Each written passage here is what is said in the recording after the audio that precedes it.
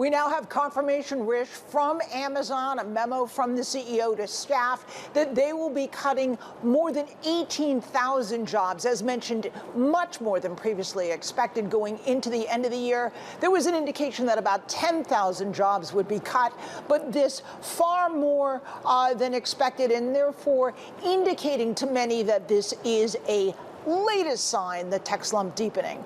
The cuts, again, we're told in the memo from the CEO, will be mainly in the corporate ranks. Retail division and human resources.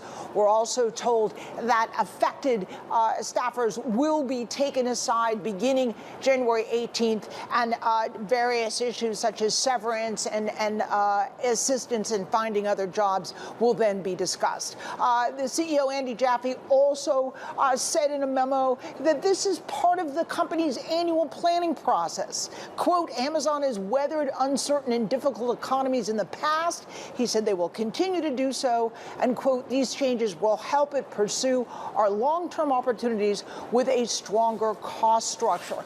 Cost cutting really the name of the game for so many companies as we entered 2023. This the biggest tech cuts we've seen in Silicon Valley, and if you drop into the Bloomberg, you can see that's mainly because the company employs so many.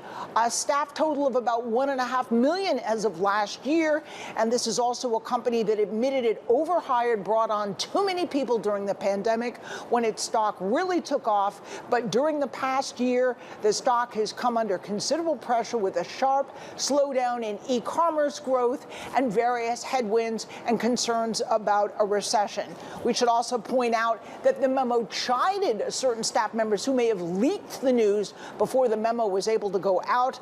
The Wall Street Journal did have a story earlier that caused shares to rise about 2% after hours, an indication that Wall Street investors may be very receptive to this sign of greater cost cutting in lieu or actually in consideration of much tougher times ahead.